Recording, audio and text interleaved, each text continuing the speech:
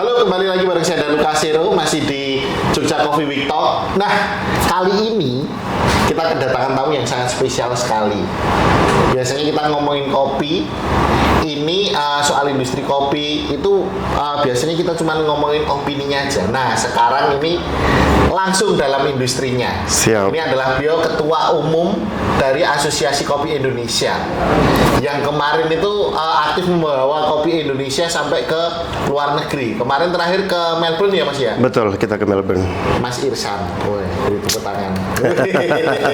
Nanti diedit ada tepuk tangan. Siap. Gimana Mas, main-main ke Jogja kemana aja kemarin Mas? Ya, kita kemarin ada event dari DPD ASKI Ya. DI Jateng ya. Iya, DI Jateng betul. Dan kami selaku DPP itu sangat mensupport kegiatan dari DPD-DPD kita di Indonesia.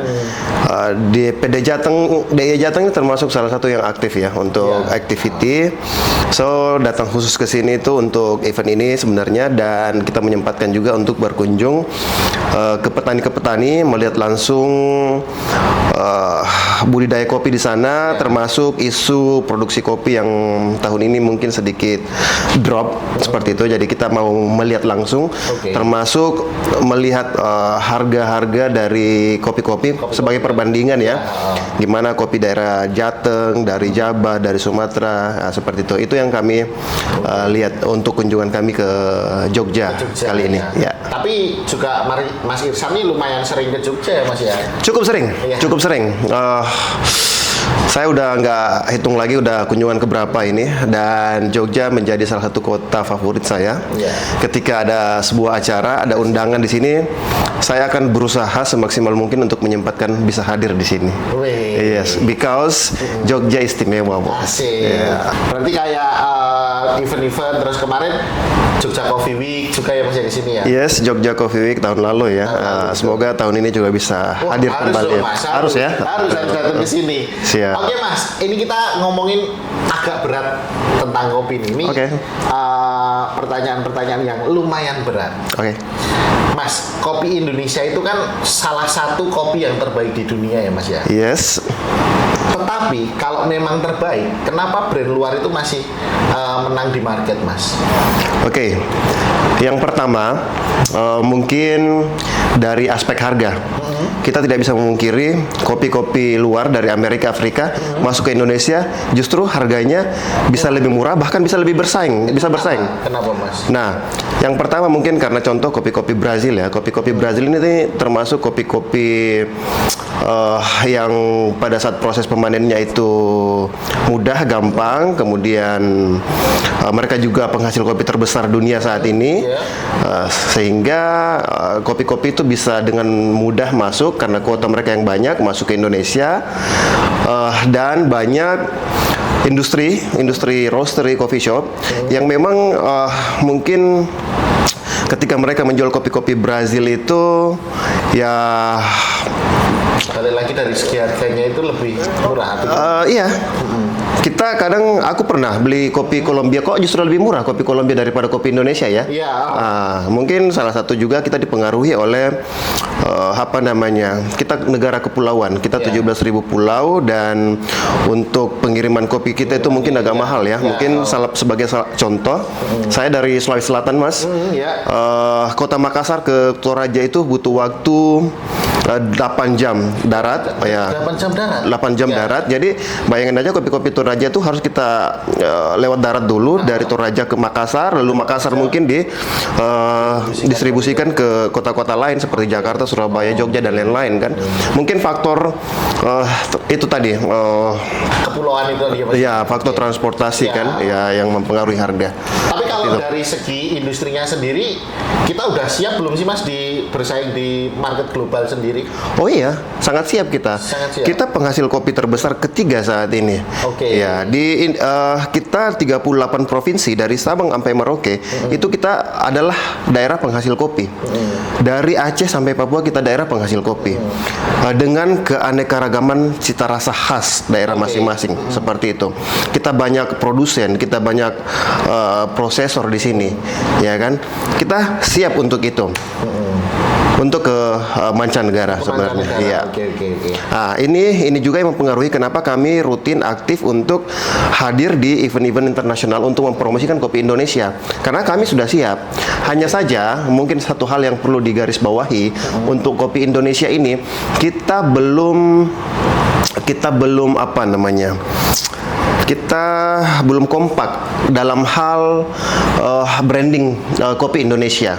Berarti dalam hal brandingnya itu belum bisa satu tujuan atau gimana, Mas? Iya, bukan satu tujuan. Satu tujuan mungkin kita sama. Hanya saja pada saat promosi itu kita masih membawa ego sektoral daerah masing-masing.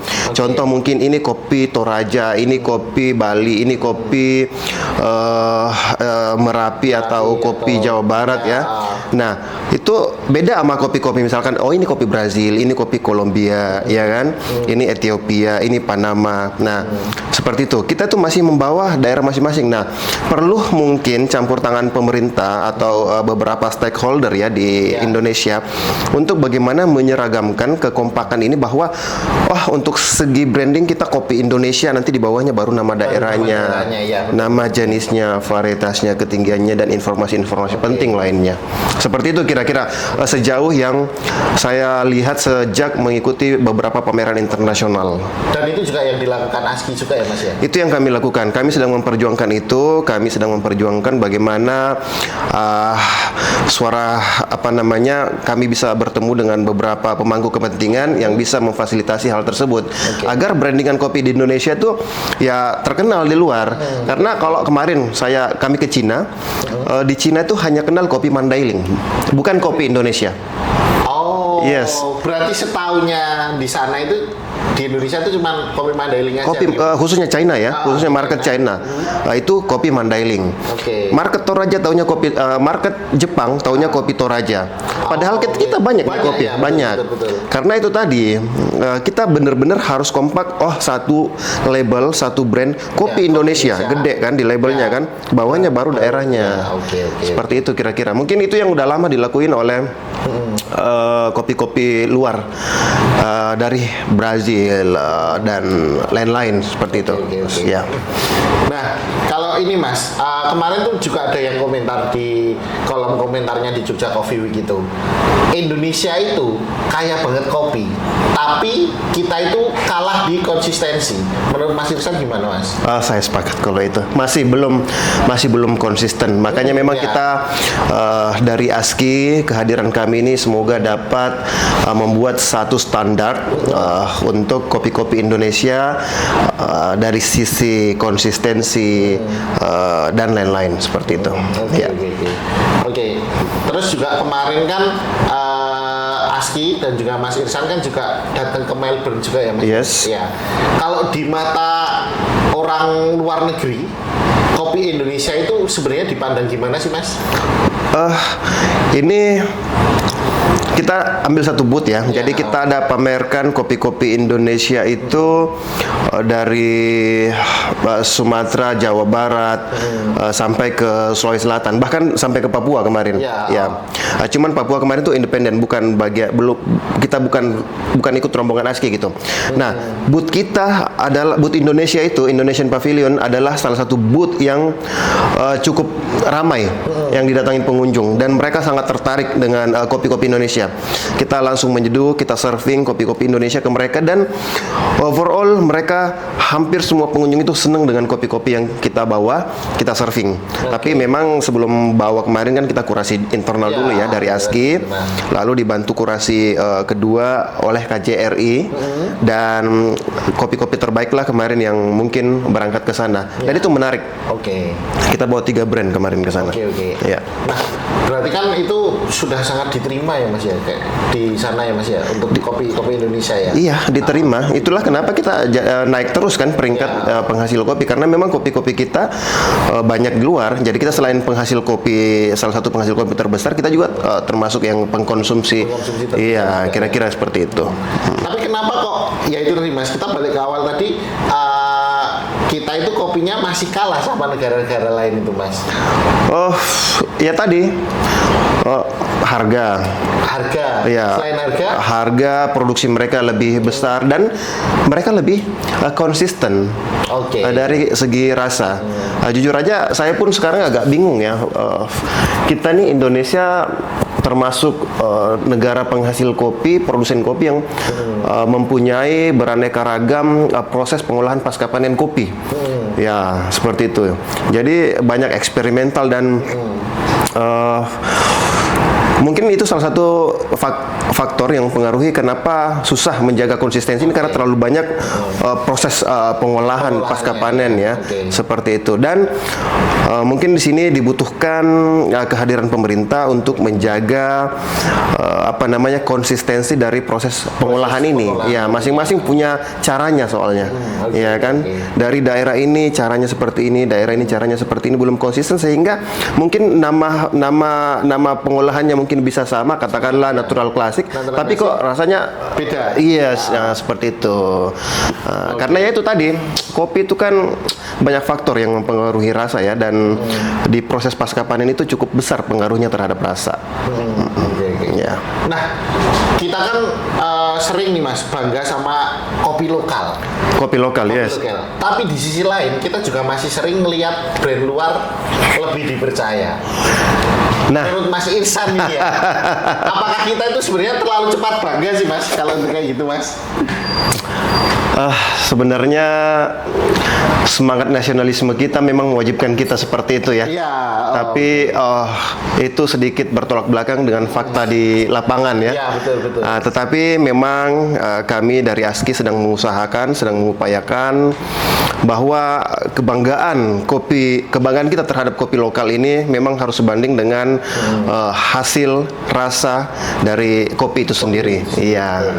Oke. Kita ngomongin soal industri nih Mas, industri sendiri. Apa masalah yang paling ngena yang sebenarnya kita semua ini tahu Mas, tapi jarang diomongin?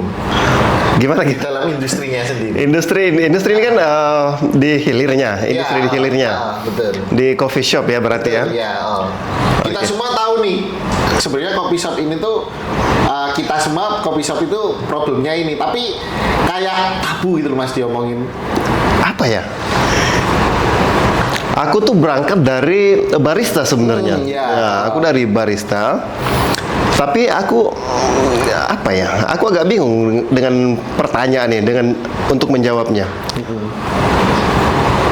Apa yang masalahnya itu sebenarnya ngena, kita semua tuh tahu, tapi jarang diomongin. Kayak semisal saya datang ke suatu coffee shop nih Mas. Nah, dan beberapa coffee shop tuh masalahnya kalau menurut saya cuma satu, konsistensinya yang kurang. Jadi kita datang ke coffee shop A, terus kita balik lagi rasanya nggak sama, gitu loh Mas. Konsistensi. Ya, konsistensi dalam membuat kopi. Kalau menurut Mas Irsan sendiri apa Mas yang seperti itu Mas? Masalah-masalah kayak gitu Mas? Apa ya? Aku bingung jawabnya kalau itu ya. Coba diganti aja pertanyaannya kalau itu. Kita next aja ya. Kita next aja. Oke. Kita langsung ke segmen 6. Oke Mas, kita kan ngomongin barista. Tadi kan juga Mas Irsan bilang kalau dulu awalnya juga dari barista. Yes. Betul kan Mas? Nah, sekarang kan kalau semisal anak-anak muda sekarang tuh jadi barista tuh keren, yes. Kan? Jadi kayak branding di media sosial tuh, terus anak muda banyak masuk ke dunia kopi. Oke. Tapi jujur Mas, apakah masuk karena passion? Atau cuma mereka itu masuk karena passionnya dia, atau cuma pengen keren-kerenan aja menurut Mas Irsan? Iya. Kalau pengalaman aku, biasanya faktor pertama yang mempengaruhi mereka atau terjun ke industri itu, yang pertama itu mungkin mau keren dulu. Mau keren dulu. Yang pertama ya, mau keren dulu. Kemudian setelah masuk, kok terjebak dia, jatuh cinta dia sama industri ini. Itu yang pertama. Yang kedua, bisa aja mungkin karena faktor ekonomi. Emang dia butuh kerjaan, apa aja pasti dikerja kan? Ya, sama kayak saya awal terjun. Awalnya itu dulu tahun berapa dulu kalau Mas Irsan sendiri? Aku pertama kali terjun ke industri kopi itu barista. ke barista ya, itu 2013. 2013. Aku jadi barista. Belum ramai sekarang berarti kopi. Belum seramai sekarang. Tapi aku terjun itu bukan karena aku mau gaya-gayaan, bukan karena faktor ekonomi, tapi itu karena kecelakaan. Gimana itu Mas? Ini, Mas. Iya, Menarik ini. aku Ya. kecelakaan, bukan ini.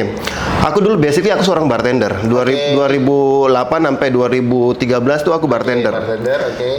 Nah, di 2013 itu Februari, tempat kerja aku tuh kebakaran, Mas, rata dengan tanah Oke. di Makassar. Dan waktu itu aku akhirnya melamar lah ke beberapa tempat kerja. Tempat kerja. Aku keterima di sebuah coffee shop itu waktu itu brand franchise dari Thailand. Kalau kita sebutin brandnya itu Black Canyon Coffee. Oke, ya. Oke, di Black Canyon Coffee itulah aku pertama kali kerja kopi jadi barista dan langsung jatuh cinta dengan kopi sampai saat ini. Padahal pas itu belum paham sekali tentang kopi. Belum paham sama sekali bahkan karena aku kalau nggak kebakaran tempat kerja nggak mungkin Nggak mungkin ke situ ya. nggak mungkin pindah jadi seorang barista. Dan akhirnya aku mikir bahwa ya mungkin ini cara Tuhan menunjukkan jalan yang lurus. Asik. Ya, jalan yang lurus. Iya. Tersesat di jalan yang benar. Iya. Tersesat di jalan. Karena kalau nggak kebakaran nggak jadi. Iya, nggak nggak- di situ, iya, ya, Mas. oke. Jadi cara Tuhan itu sebenarnya. Dulu awal yang membikin, wih kayaknya aku cinta banget sama kopi itu apa, Mas? Nah, kita tuh kalau dulu di bartender itu kan kerja malam rock and roll lah. Ya, I'm sorry to say, hampir tiap malam kita mabuk dan lain-lain kan, semua Ya. kenakalan lah. Dan kita tuh rock and roll, sering flare, main api dan segala macam kan, juggling dan lain-lain. Pada saat kenal kopi, aku ngerasa kok profesi ini lebih kalem ya. Oke. Lebih cool menurutku. Oke. Iya kan? Iya. Kita cuman operasikan mesin, bikin latte art, bikin kopi yang enak, kita serving. Ternyata itu menarik akhirnya. Ya, kira-kira itu yang ini.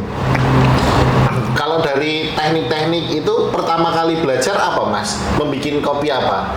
Di zaman aku tuh emang lagi tren latte art ya. Latte art. Latte art. Belum manual brew belum seramai sekarang. Seramai sekarang. Waktu itu baru ada siphon, Ya. mocha pot sama French press. Oke. Kalau sekarang kan udah macam-macam tuh. Ya, betul. Dulu belum ada. Jadi latte art adalah sebuah entertain seorang barista zaman dulu. Oke. Tapi apa yang kami lakukan dulu tuh beda sama sekarang. Kalau dulu tuh kami sering ngelakuin entertain yang disebut dengan apa namanya, pouring on the table. Iya, ya, yang langsung ke depan. Yes, customer. jadi kita steam, ada yang pesan cappuccino, cafe latte, kita pouring di depan customernya. Ya, betul. Dan itu melatih mental kita sebenarnya. Iya, benar, ya. Awal-awal tuh saya grogi tuh, goyang juga awal-awal kan di depan customer langsung, tapi pelan-pelan mental kita kebentuk. Iya. Nah, seperti itu. Apalagi kalau udah datang ke coffee shop itu, saya maunya yang bikin Mas Irsan. Nah, Iya, gitu kan. betul. Langsung, nah ini. Itu seneng juga kita Iya, kadang-kadang seneng tuh. juga. Udah itu dikasih tip kan? Iya, gitu, Ah, betul. Tapi pernah ikut kompetisi gitu nggak, Mas? Pernah. Apa? Latte art atau apa? Waktu itu saya ikut barista kompetisi sama langsung bartender kompetisi. Jadi Bartender kompetisi, di satu ya. event yang sama. Oke. Itu udah lama banget sih, 2013. Oh, itu selama Udah, banget itu, Mas. udah Ya. iya, udah lama banget itu. Udah berapa tahun yang lalu ya? Udah 13 loh. Lebih 17 tahun yang lalu ya. Iya. Eh, Wah, sudah lama banget itu, Mas.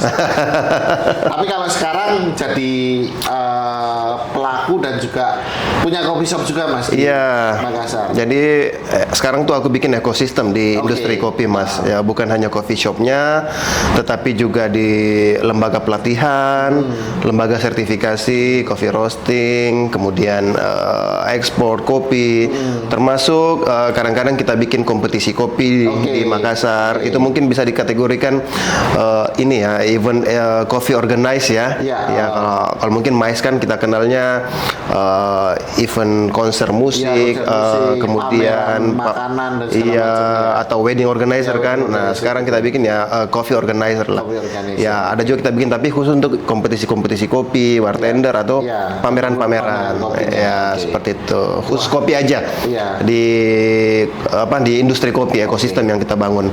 Termasuk konsultan-konsultan kafe, inkubator dan lain-lain. Ya. Keren ya Mas ya. Ya, ekosistem itu yang kita bangun.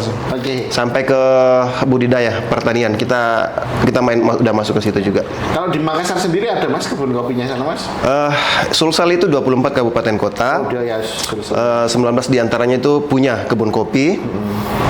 Kemudian yang terkenal kan masih dari sisi selatan, Toraja dan Empekang.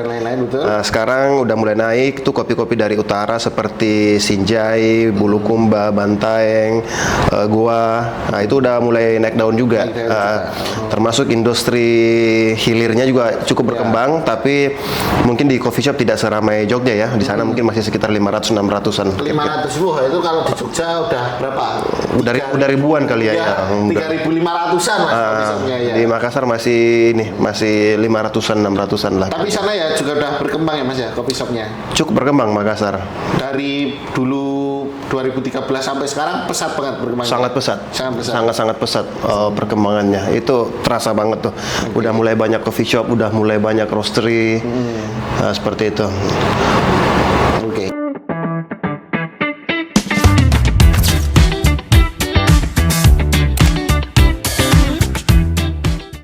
Nah Mas, ini kita masuk ke segmen tanya-tanya ini Mas. Siap. Kita mau tanya-tanya, tapi nanti jawabnya cepet Mas. Cepet ya? Tidak perlu harus mikir. Kalau mikir nanti gugur nanti. Oh iya. Oke, saya akan tanya. Ini mungkin ada sekitar 5 pertanyaan. 5 pertanyaan ya. Cepet ya jawabnya ya. Ya harus cepet ini. Kalau salah bisa diralat nggak? Ya, bisa nanti tugas editor. Oh ya, oke. Mas, kopi Indonesia yang paling underrated. Wah susah nih pertanyaannya nih. Ini kan harus cepet. Nah, gitu ayo.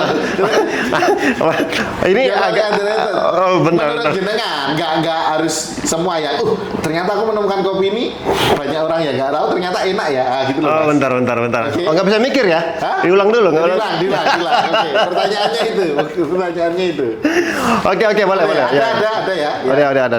Atau sekalian memperkenalkan kopi apa gitu. Oke, siap. Oke. Dan nanti ditanya kenapa ya, Mas ya? Ditanya kenapa nggak? Oke, Iya.